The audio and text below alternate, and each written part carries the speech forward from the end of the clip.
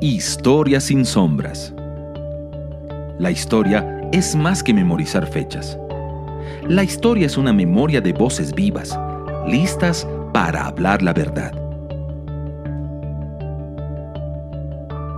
Querigma Radio y Oikónomos te invitan a sumergirte en la historia revelada. Acompáñenos a remover velos en la historia sin sombras. Hola a todos nuestros amigos y auditores y fieles seguidores de nuestro programa Historias sin Sombras. Estamos muy gratamente contentos de nuevamente contar con cada uno de ustedes en este nuevo episodio de Historias sin Sombras. Y en esta oportunidad me acompaña una vez más mi querido amigo Ángelo Palomino. Ángelo, ¿cómo estás? Hola Saray, gusto saludarte. Sin duda una tremenda bendición poder estar como siempre en estos programas de Historias sin Sombras y también compartiendo con cada uno de nuestros hermanos, amigos, ¿no es cierto?, que nos escuchan a través de la señal de Querigma Radio en nuestros programas de Oikónomos. Así que agradecido y un honor como siempre poder ser parte de esta instancia. Así es, querido amigo. Hoy día tenemos un capítulo muy interesante. Bueno, cada uno de los capítulos que han pasado por este podcast y programa también de radio aquí en Querigma son interesantes. Tenemos muchas cosas que hemos ido compartiendo, develando, comentando, enfocando, ¿cierto?, con una lupa y a la luz del Espíritu siempre diferentes hechos y acontecimientos, personajes, movimientos de nuestra historia. En el día de hoy queremos hacer una revisión especial acerca de uno, digamos, de los grupos considerados más importantes también dentro de la historia, de la cosmovisión también, entre paréntesis, cristiana, o que toma de ahí también importantes referentes, pero también todo su avance que ha tenido en los diferentes países y principalmente en América Latina. Queremos hoy día conversar acerca de la Compañía de Jesús, ¿cierto? Esta orden religiosa de clérigos, ¿cierto?, que forman parte de la Iglesia Católica, que es fundado cerca de el año 1534 por el español Ignacio de Loyola, junto a Francisco Javier, Pedro Fabro, Diego Laínez, Alfonso Salmerón, entre otros, en la ciudad de Roma. Orden que a la vez fue aprobada por el Papa Paulo III en 1540 y que hoy también tiene una figura prominente, también siendo jefe y la cabeza, digamos, de la Iglesia católica en el Vaticano actualmente, el Papa Francisco, ¿cierto?, que también pertenece a esta orden religiosa, que como vamos a ir develando en este capítulo, tiene varios aspectos interesantes de cómo también ellos han jugado un rol importante en la historia de nuestros países, también sobre todo América Latina, pero también entendiendo no solamente su devenir, su quehacer como orden en sí, sino también la influencia que este grupo religioso ha tenido en el tejido social, en los movimientos políticos de nuestros países y qué podemos ir entendiendo a partir de su configuración, quiénes han sido actores importantes. Sin duda, al ir comentando esto de primera mano y muy por encima, me imagino que cada uno de ustedes ya comienza a vislumbrar diferentes actores relevantes en las historias de sus países. En caso de Chile tenemos también importantes íconos y bueno, cada uno de ellos también van generando fundamentos. Como les decía, en 1534 fue fundada esta orden, que tiene una gran cantidad hoy día de miembros, cerca de 15.306 se configuraba o se fichaban para el año 2020, con más de 10.000 sacerdotes ordenados, ¿ya? Es una de las principales órdenes religiosas de la Iglesia Católica, con una gran presencia en activismo, pero también destaca por su principal aporte e inmersión en los campos educativos, sociales, intelectuales, misioneros y también en los principales medios de comunicación. Esta orden también nace entre uno de los principales arbores de su fundación, tiene que ver con poder hacer este movimiento también de contrarreforma, que sabemos que durante el siglo XVI fue en gran manera convulsionado y desplegado en Europa. Ya hemos hablado de Martín Lutero, de Calvino, ¿cierto? También podemos mencionar con anterioridad a Wycliffe, Hus, entre otros, quienes también fueron sembrando este movimiento de reforma en la iglesia, donde también se generan importantes cismas, separaciones, y la Iglesia Católica Romana, con un afán de poder generar una voz o ser más bien contestataria a esta migración de fieles o de creyentes hacia las filas más protestantes, es que empieza a levantar diferentes órdenes religiosas con el fin de poder hacer frente a este movimiento de reforma. Por lo tanto, toma este eslogan de la contrarreforma y levanta diferentes próceres y personas que van a defender con mayor ahínco la fe católica, sus principios y lo que promueve. Sin embargo, esta orden no solamente se queda en estos, digamos, primeros pasos, digamos, de conflicto religioso, sino que también durante el siglo XVII, siglo XVIII, siglo XIX, siglo XX, va a cumplir una gran e importante rol en los diferentes procesos sociales y políticos de nuestra sociedad y sobre todo en pleno conflicto, digamos, Guerra Fría en América Latina. Estamos hablando cerca de 1960, 1965, entre otros, donde estaban llevándose a cabo diferentes procesos políticos, había una polarización del mundo en ese entonces, el capitalismo por un lado, también estaba lo que era promovido por la Unión Soviética y los diferentes regímenes políticos buscando armarse, ¿cierto?, de estrategias para poder atacar y desmantelar el bando enemigo opuesto en su filosofía, es que también van a usar diferentes recursos, y uno de esos recursos importantes es la voz de la Iglesia Católica en su momento.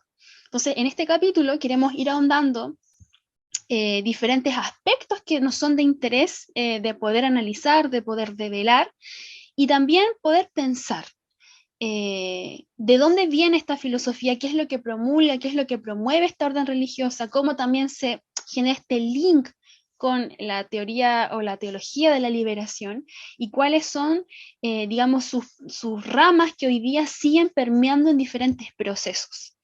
Así que te escucho, Ángelo, tus comentarios en relación a lo que es la Compañía de Jesús. ¿Qué más podemos saber en torno a este grupo religioso?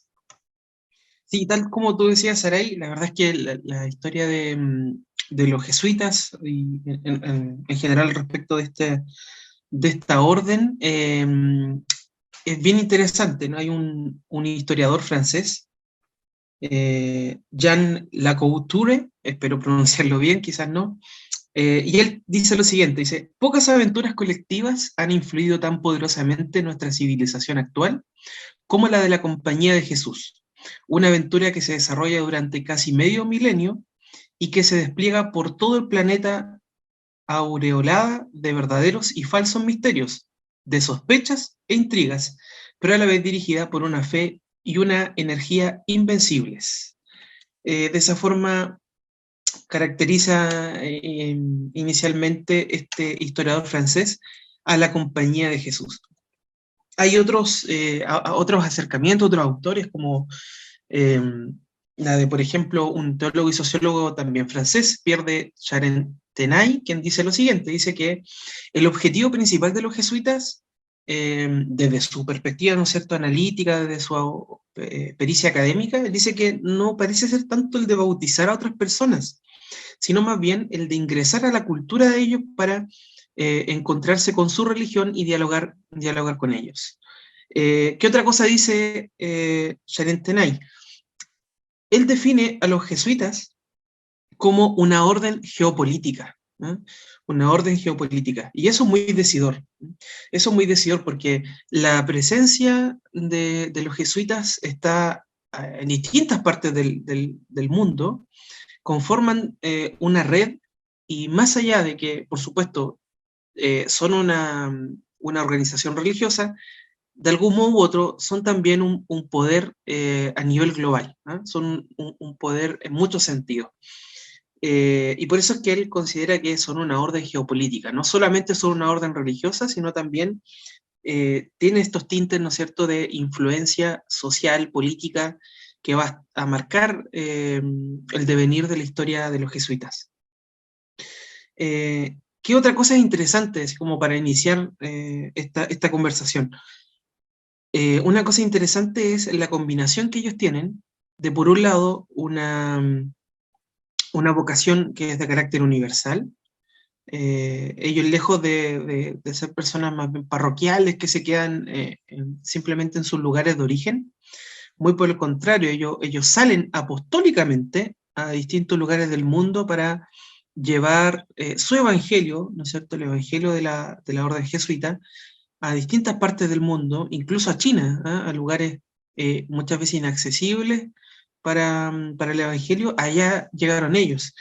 Y tienen toda esta vocación, insisto, universal, pero también de tolerancia, en una época en donde, imagínense, la Iglesia Católica, ¿no es cierto?, tenía, digamos, prácticas como muy propias, ¿no es cierto?, de la Inquisición.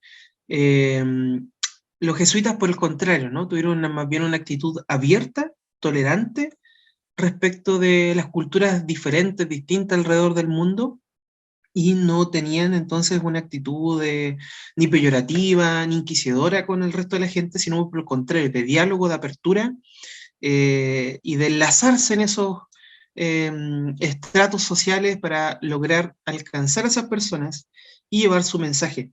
Y todo esto, toda esa apertura, toda esa actitud tolerante, con el resto de la gente, con otras culturas, con otras religiones, se combinaba está combinada, ¿no es cierto?, con una organización muy centralizada, en muchos sentidos muy radical y muy estricta, ¿eh? De hecho, la orden jesuita se denomina así porque uno no sabe muy bien si es que, para decirlo de algún modo, ¿no?, como más interesante, la historia de los jesuitas está, por así decirlo, entre los conventos y los cuarteles, ¿eh? O sea, son personas que tienen una impronta militar muy relevante, ¿no? Ellos tienen una estructura militar y que va a estar dada, por ejemplo, por su fundador, que fue Ignacio de Loyola, o Íñigo de Loyola, y este fundador de la orden jesuita es, insisto, un soldado, ¿no es cierto?, un noble vasco, quien va junto con otros discípulos, compañeros, otras seis personas, va a fundar esta orden religiosa militar, y que, tal como lo comentaba, tiene estos visos, ¿no?, de no solo religiosos, sino militares, políticos e incluso geopolíticos, ¿no? Porque en el despliegue de los jesuitas hay influencia, insisto, religiosa, pero también política, educacional, social, en distintos aspectos y estratos. Es decir, uno, cuando ve a los jesuitas, uno ve a una especie de ejército de avanzada de la Iglesia Católica, entrando en todos los sectores de la sociedad, involucrándose en acciones de misericordia, por ejemplo, pero también en espacios de toma de decisión y toma de poder, ¿no? Incluso construyendo, por ejemplo, literalmente decenas, centenas, y en su minuto también incluso miles de colegios, ¿eh? Y también se involucraron incluso a nivel universitario, es decir, ellos incluso tienen universidades a lo largo del mundo, y por lo tanto ellos están involucrados en distintos planos para ser agentes de influencia. Y eso es muy interesante, porque aun cuando discutido, ¿no es cierto?, algunos lo discuten si acaso en realidad los jesuitas fueron o no ideados como una especie de acción de la concertada, consciente de la Iglesia Católica para apagar el fuego de la Reforma Protestante. Aunque eso es discutido, lo cierto es que en la práctica sí ha sido un contrapeso, fue un contrapeso de la Reforma Protestante en Europa, y también tuvo una actitud, insisto, o sea, apostólica. Es cosa de ver cuando, desde su momento de fundación, desde el momento en que, en este caso, el Papa Pablo III aprueba esta orden y le da algún modo legalidad para actuar, desde ese momento, Íñigo de Loyola o Ignacio de Loyola envía a sus compañeros a todas las direcciones del planeta. Envía, ¿no es cierto?, a Francisco Javier, envía a Matteo Ricci, entre otros. ¿A dónde? A China, a la India, a Vietnam, imagínense, a África, a América, a distintos lugares del planeta, con un comisionamiento que uno puede leer como de carácter apostólico. Así de relevante entonces es esta orden de los jesuitas. Así que a mí no me cabe duda que es una orden que los cristianos debiéramos conocer, que debiéramos adentrar para poder entender mucho mejor el papel que ellos desempeñan en medio del globo terráqueo, en medio de las distintas sociedades en las que ellos llegan. Ellos no llegan simplemente porque sí. Cuando llegan a un lugar, llegan con una actitud apostólica, militar, de avanzada, de tomar posición y posesión de ciertos lugares, lo que por cierto les valió muchos conflictos a lo largo de la historia. Incluso fueron expulsados de distintos países, o sea, a ese nivel, ¿no? Porque su poder rivalizaba en algunos sentidos con las intenciones y la disposición incluso de monarcas de aquella época. Así que no podría ser un tema que uno pudiese simplemente dejar de lado, ¿no? Así que creo que eso es un buen puntapié para poder iniciar la conversación, querida Saray. Así que vamos contigo. Querigma Radio, enseñando principios que ayuden a la iglesia a vivir en el Espíritu. De manera práctica, real y completa. Querigma Radio. ¿Vives en Santiago de Chile y no tienes dónde congregarte? Te invitamos a que nos contactes en nuestro sitio web www.ciudadeluz.cl. Te esperamos. Estás en sintonía de Querigma Radio, extendiendo el mensaje del reino de Dios a todas las naciones de la tierra. Estamos en Historias sin Sombra junto a Ángelo Palomino, hablando acerca de historia de la Compañía de Jesús, sus implicancias, cómo se han tejido también sus redes de influencia, sobre todo también en esta parte del mundo, en América Latina, y también en diferentes lugares prominentes de toma de decisiones. Hay algunas, voy a comentar algunas 10 cosas que algunas ya las ha ido ahondando Ángelo, pero que son importantes a considerar respecto a lo que es la Compañía de Jesús. Tal cual lo decía Ángelo, hay una prominente e importante definición de dominación militar, ¿ya?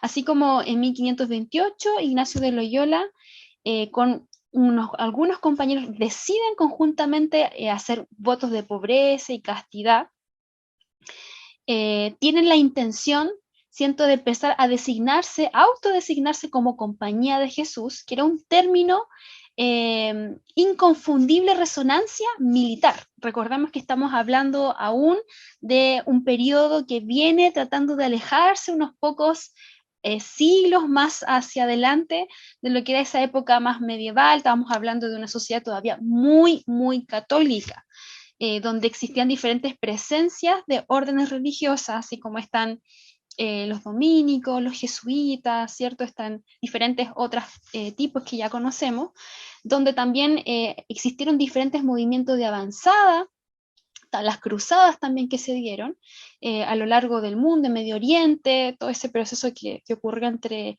España también y Medio Oriente, unas partes de África, y era muy común la conformación de órdenes o compañías militares. Entonces ya el término Compañía de Jesús evocaba un aspecto militar, es decir, que era una fuerza que estaba preparada para el combate, ¿ya? De la iglesia donde ellos fueron requeridos. Por eso es que, a diferencia de otras órdenes religiosas que también llegaron a América Latina, esta en principal, como bien lo mencionaba Ángelo, tiene esa característica de ir en avanzada, de tener un despliegue territorial muy fuerte.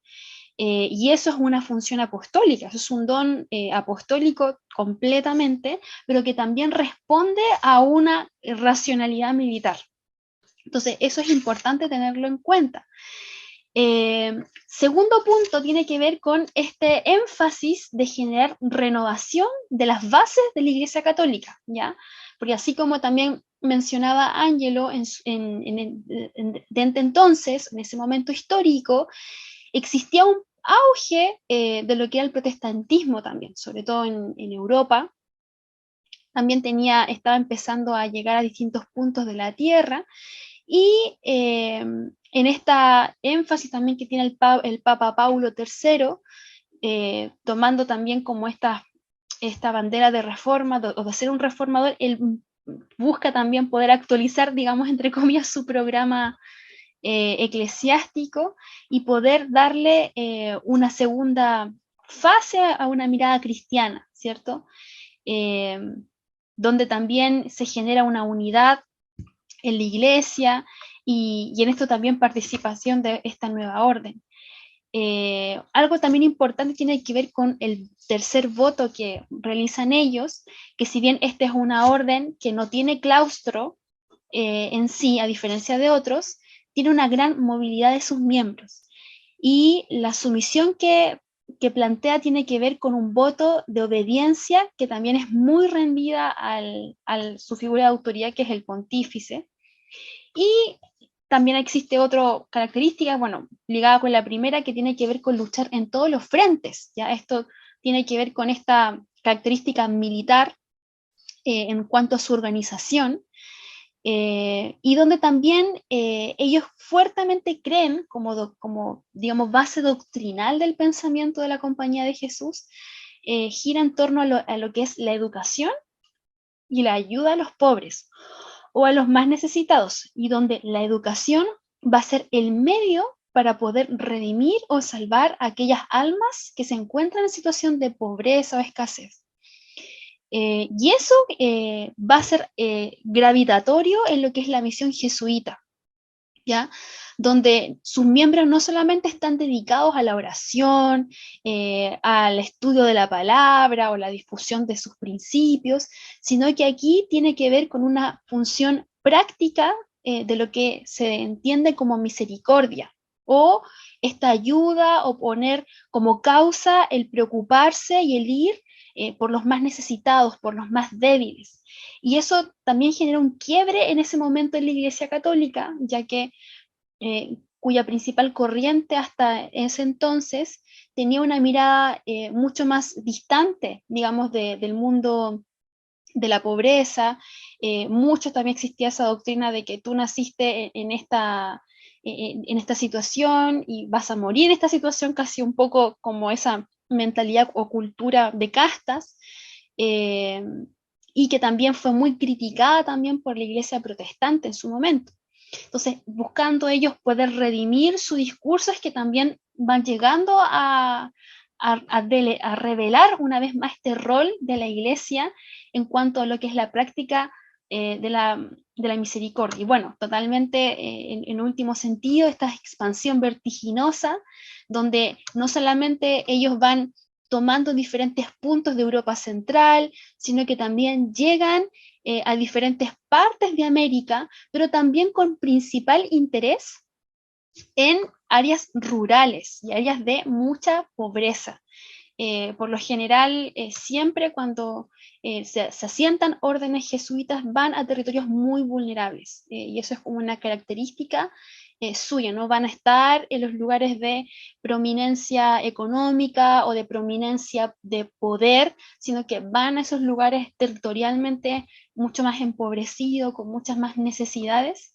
Y bueno, otro también importante aspecto tiene que ver con esta misión de poder llegar hasta lo último de la tierra, al confín del mundo, esta misión más expansionista, pero también ellos muy críticos también, y esto ya quizás los últimos años o décadas que lo hemos visto con mucho más énfasis, esta crítica que ellos hacen constantemente a esta congregación centralizada, ¿cierto?, de la iglesia, pero también de la sociedad, ¿ya?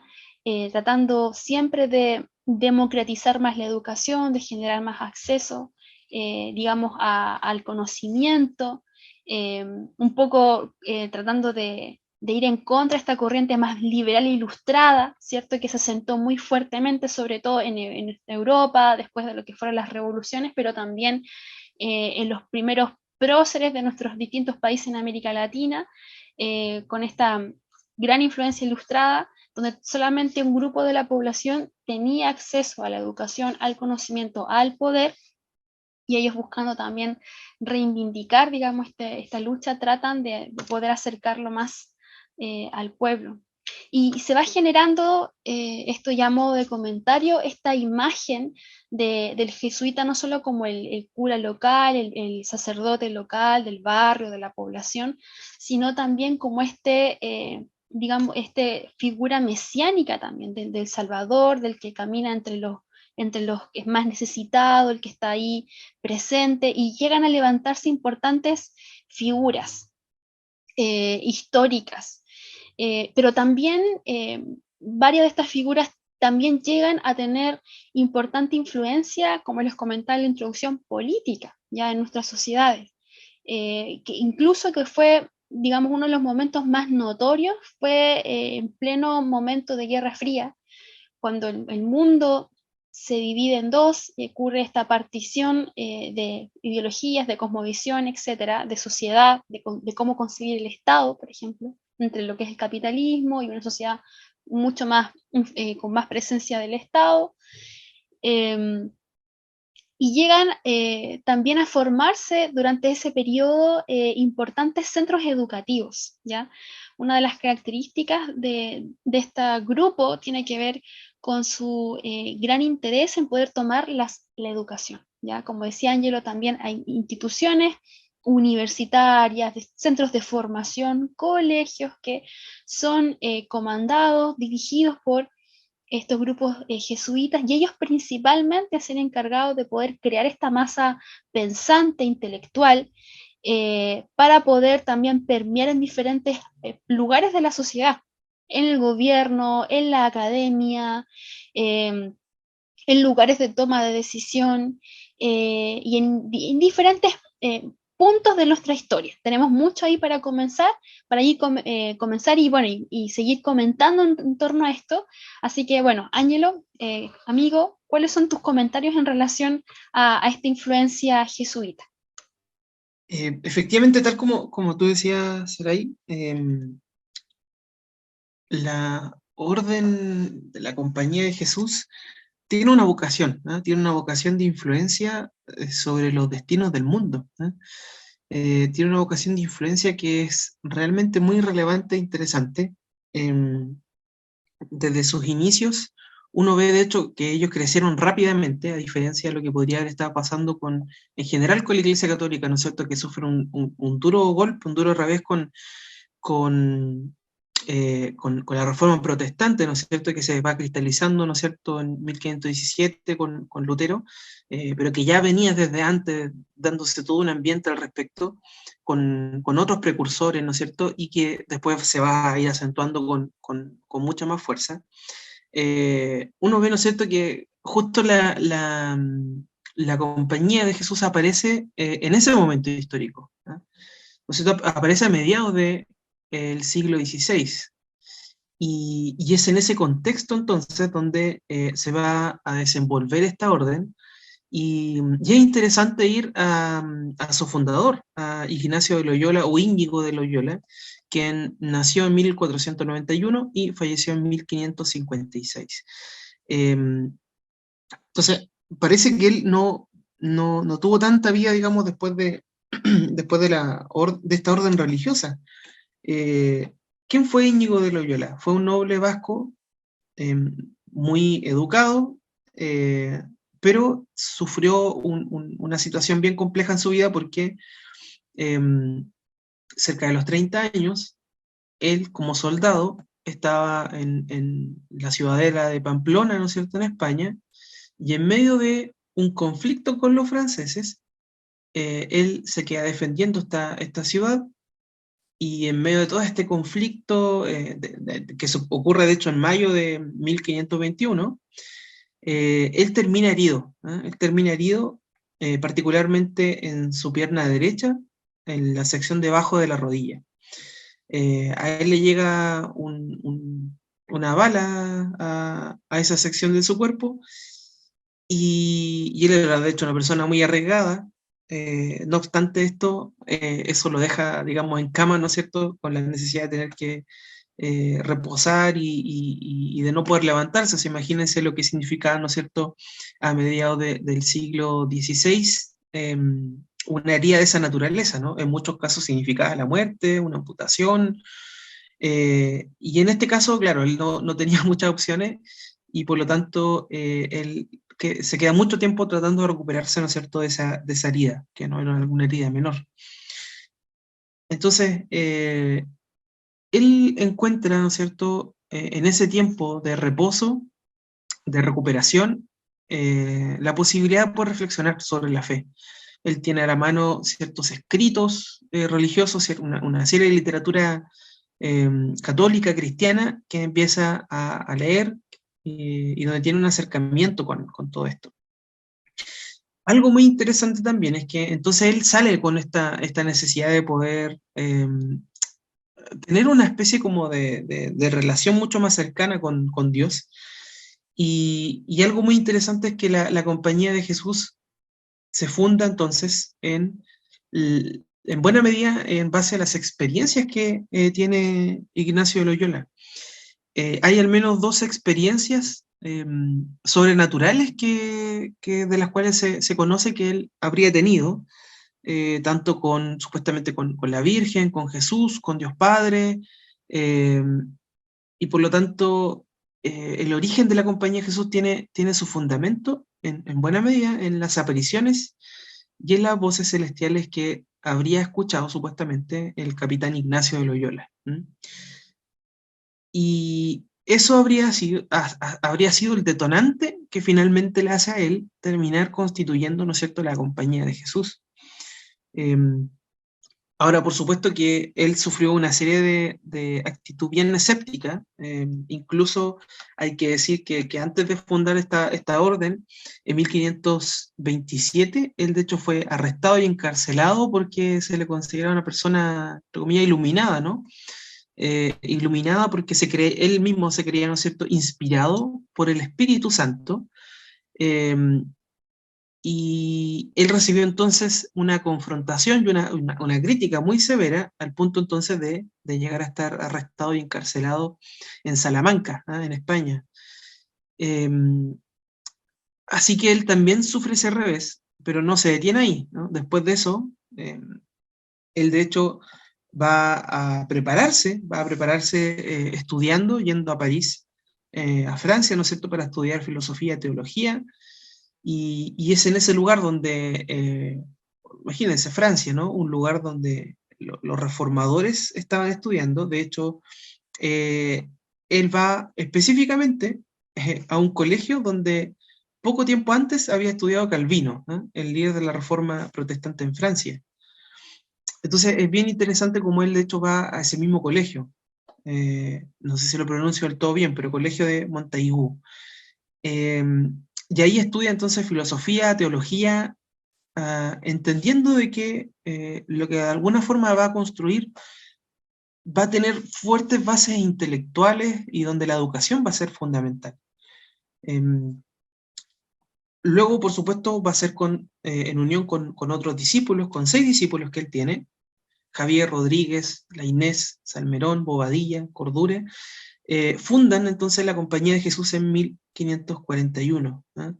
Y el general, ¿no es cierto?, de esta orden va a ser, el primero, ¿no es cierto?, va a ser Ignacio, ¿no es cierto?, de Loyola.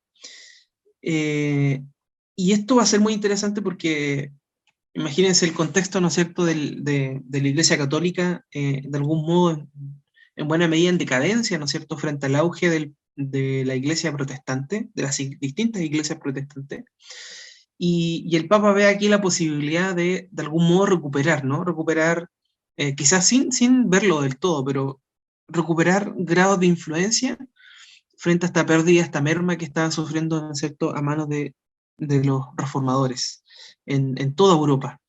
Este es un cambio brutal que vive Europa, un cambio no solo religioso, o sea, hoy día, de algún punto de vista, desde la vista contemporánea, uno tiende a separar, ¿no es cierto?, y decir, bueno, esto es un cambio religioso, pero en realidad ese cambio religioso que significaba la Reforma era también un cambio social, político, rotundo, muy profundo. Entonces, es en ese contexto, ¿no es cierto?, de una pérdida de influencia brutal para la Iglesia Católica, donde aparece esta gran alternativa que son los jesuitas, ¿no? Entonces, pareciera ser que es como la unidad de combate que justamente requería, ¿no es cierto?, el Papa de aquella época y los católicos de aquella época para poder, de algún modo, recuperar presencia, influencia en los distintos espacios de los estados-naciones que se estaban configurando en aquella época. Ellos crecieron rápidamente, de hecho ya en 1630 ellos ya contaban con más de 2000 seminarios, colegios y misiones jesuitas, ¿no? Por ejemplo, también en Estados Unidos, la Universidad de Georgetown, ¿no es cierto?, es una iglesia, es una universidad católica y que en 1805 de hecho queda a cargo de la Compañía de Jesús. Muy alejado en el tiempo, pero por ejemplo acá en Chile también tenemos una universidad de esta naturaleza fundada, ¿no es cierto?, por jesuitas. En Colombia también hay ese tipo de universidad, y en general, ¿no es cierto?, en distintos lugares de América Latina hay universidades, seminarios, escuelas que tienen esta impronta, ¿no es cierto?, de la Compañía de Jesús. De todas formas, vuelven ellos a vivir una situación bien extraña, porque en 1773 el Papa de aquella época, Clemente XIV, decreta la supresión de la compañía, ¿no? Y esto tiene una serie de repercusiones internas, ¿no? Porque hay una discusión respecto de por qué se habría generado, ¿no es cierto?, esta supresión de la orden, por qué dejan de ser, entre comillas, legales, ¿no es cierto?, como una orden, dejan de ser una orden católica.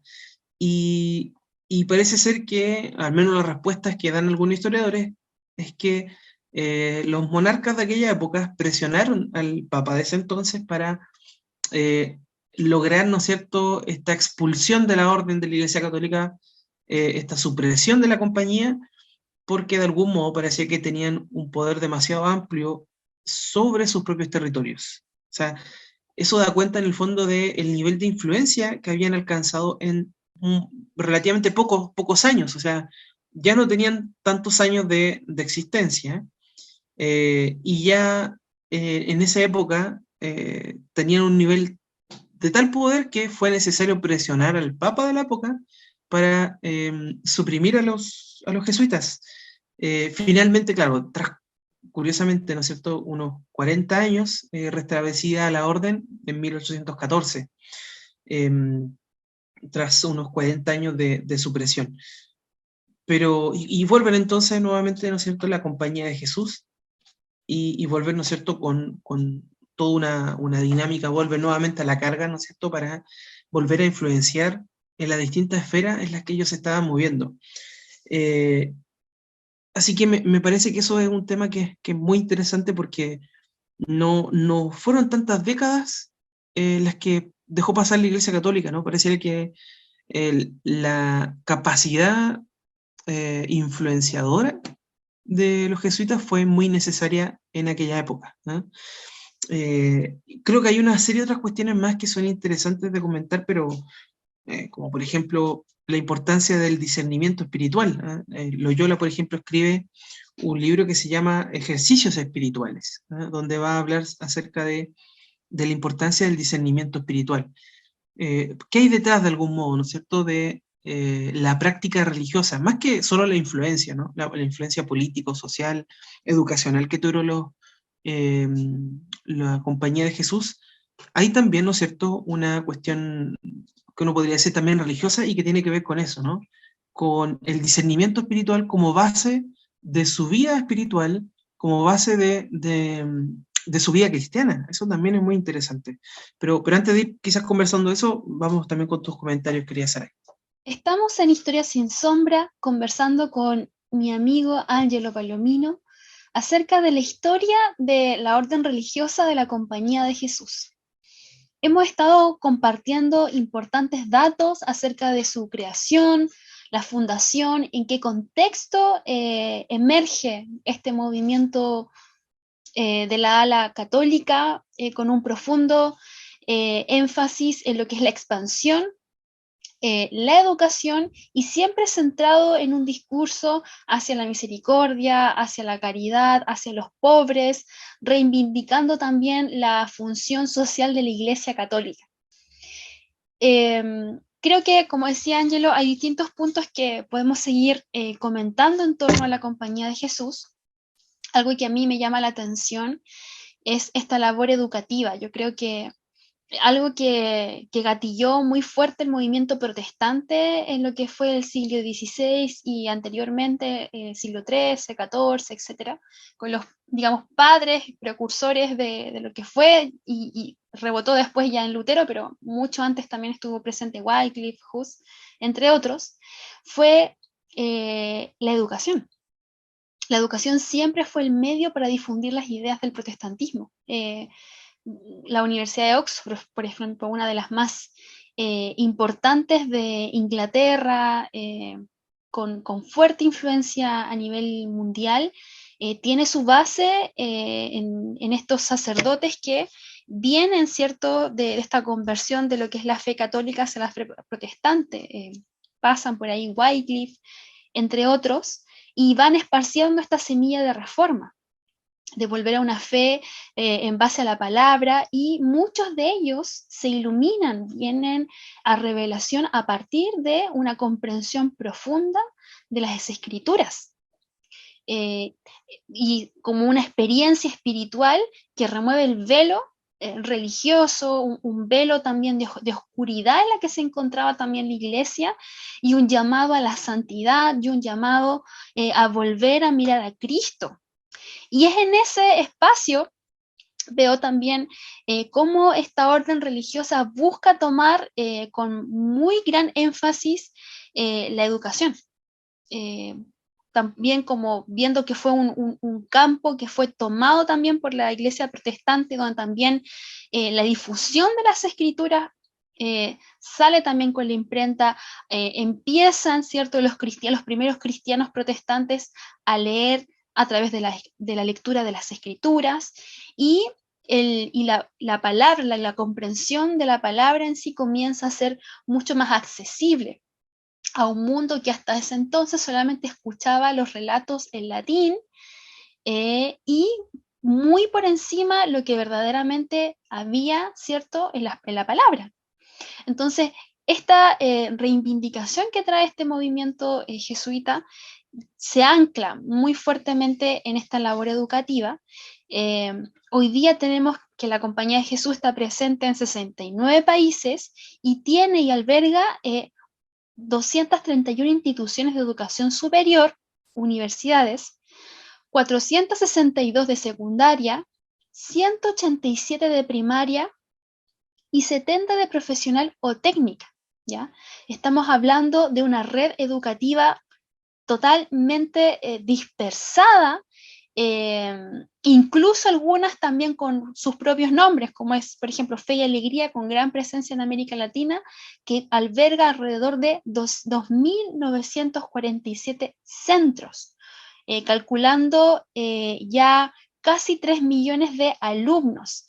Entonces, estamos hablando de una influencia muy fuerte. Sabemos que la educación es la puerta, es una de las puertas de la sociedad, y lo que se enseña en las generaciones no solamente queda en ellos, sino que también va repercutiendo en otros movimientos. Por ejemplo, para mí es importante hacer mención en este programa, por ejemplo, decir de que algunos alumnos que han sido parte de estos centros jesuitas han sido figuras célebres que han marcado nuestra historia. Por ejemplo, tenemos a René Descartes, a Voltaire, a Cervantes, tenemos también a Anthony de Saint-Exupéry, tenemos a Vicente Huidobro, tenemos incluso a Fidel Castro, imagínense una importante figura, James Joyce, entre otros.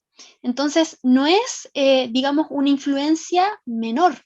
Ya de aquí han salido personas que han traído un antes y un después en el pensamiento político, en la filosofía, en una forma de hacer política, de construir sociedad. Entonces, esa es la inspiración y esa es, digamos, la impronta que trae este movimiento y por qué creo que es importante hoy día conocerlo, porque también nos hace ver hoy día a la iglesia de hoy, por ejemplo, a la iglesia cristiana evangélica de hoy, donde también apuntan nuestras prioridades.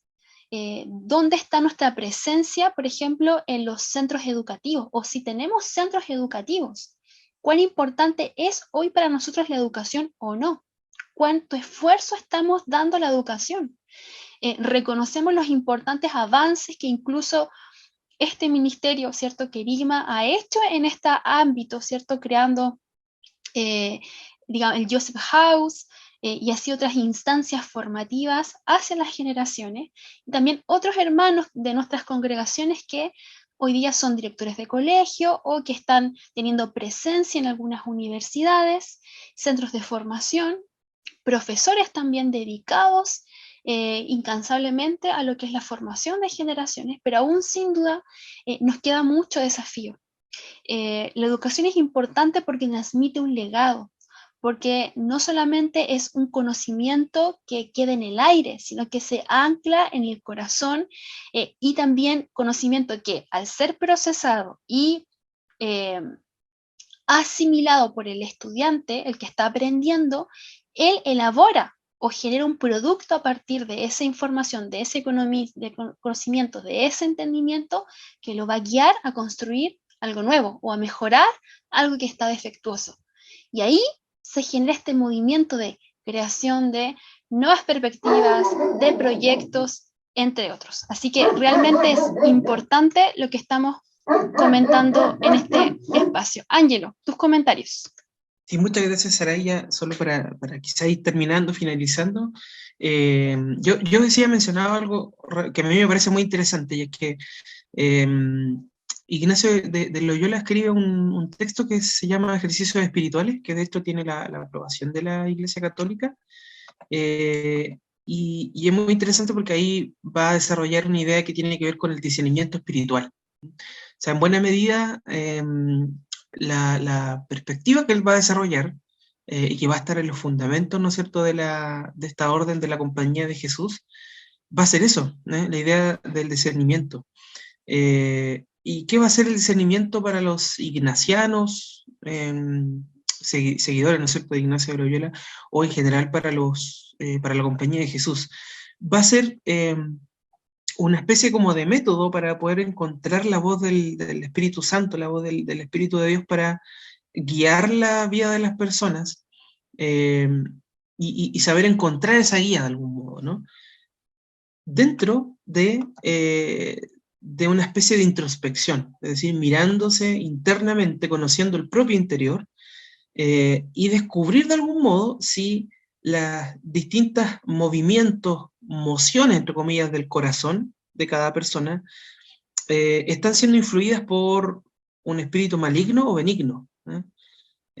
Conocer, en el fondo, la diversidad de espíritus que agitan internamente al ser humano. Y conocer si de algún modo vienen, así lo dice Ignacio Loyola, si vienen o del demonio o vienen de Dios. Y por medio de eso descubrí entonces una guía, ¿no es cierto?, tener una guía del espíritu para tomar determinaciones, decisiones, para leer la propia vida, pero también leer la propia realidad en la que uno está inmerso. Y eso es muy interesante, porque esto también de algún modo tiene una cierta repercusión, podría decir uno, incluso en la teología de la liberación, que va a discernir los tiempos, ¿no?, que va a intentar discernir la historia como un espacio en donde Dios va a estar actuando, ¿no? Incluso por medio de las revoluciones sociales y movimientos de izquierda, que van a ser leídos entonces como de algún modo, acciones que Dios va propiciando o en la que Dios está involucrado, inmerso en medio de la historia, para producir cambios y de algún modo el advenimiento o establecimiento del reino de Dios. Ahora, es interesante todo esto porque, insisto, o sea, es una forma muy curiosa y relevante de entender el ejercicio del discernimiento. Para Ignacio Loyola esto va a ser fundamental. Está arraigado en los cristianos, debe de ser algo muy arraigado, y de hecho le dan un acento muy relevante, por un lado, a la figura de Jesús, pero también a la figura del Espíritu Santo. Entonces uno va a encontrar, por ejemplo, reflexiones en la Compañía de Jesús, en los ignacianos, que dicen relación con reflexiones sobre aquel versículo que dice que no es cierto que el Espíritu sopla, donde quiere. Entonces, hay una importancia respecto del mover del Espíritu que es muy relevante para los jesuitas. Y por lo tanto están siendo de algún modo influidos, ¿no es cierto?, por este espíritu que les va a guiar a tomar ciertas determinaciones, y que por supuesto, como uno ve a lo largo de la historia, tienen una amplia vocación de tomar las puertas, tomar las puertas de la educación, como lo decías también, Saray, tomar las puertas incluso en buena medida de la política, pero también de la ayuda social. Y esto es muy relevante porque un famoso sociólogo, ¿no es cierto?, uno de los, entre comillas, padres de la sociología, que es Max Weber, él va a decir que el capitalismo tiene una explicación no del todo monocausal, ¿no es cierto? Esto sería reducir mucho la idea o la tesis de Max Weber, pero básicamente las ideas propias del protestantismo van a producir un cambio de mentalidad, un cambio conmovisional, cultural, ad hoc a el desenvolvimiento del desarrollo productivo capitalista.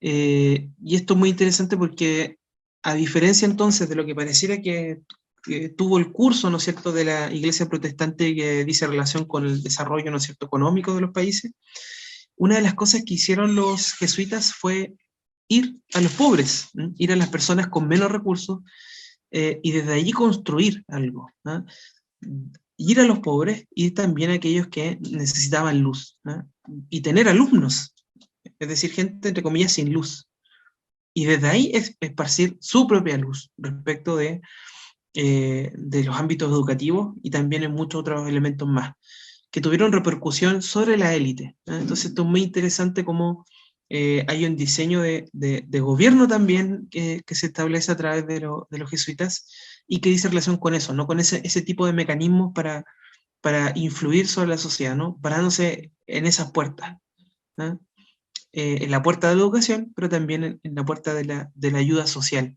ayudando al pobre, al menesteroso, a aquel que necesita una ayuda también material. Y esos van a ser este ejército de avanzada de la Iglesia Católica, los jesuitas. Muchas gracias, Saray. Vamos quizás con tus comentarios para ir cerrando. Estamos en Historia Sin Sombra, compartiendo junto a Ángelo Palomino, muy contentos de poder haber compartido junto a ustedes este gran capítulo de Historia Sin Sombras. Sin duda ha sido una importante revelación en torno a lo que significa la Compañía de Jesús, en torno a lo que cuál es su influencia y su aporte en esta sociedad, y bueno, los diferentes influencias, pero también personajes que van nutriéndose a partir de todo este postulado y movimiento que se genera en nuestras naciones. De nuestra parte, bueno, darle muchas gracias a ustedes por estar presentes en este capítulo. Recomendados del día de hoy tenemos, bueno, un clásico que es la película La Misión, cierto, que también va a reflejar un poco la llegada también de este movimiento y de su impronta también en los diferentes espacios, cierto, de nuestro continente. Así que bueno, sin más, muchas gracias a cada uno de ustedes por haber sido parte de este capítulo, una vez más, de Historias sin Sombra. Muchas gracias. Será hasta la próxima. Hemos concluido un nuevo recorrido por la historia. Sin olvidar que la verdad nos hace libres. Nos vemos en un próximo capítulo. Fue un programa de Oikonomos, Centro de Liderazgo Público Cristiano, patrocinado por CCA Ciudad de Luz.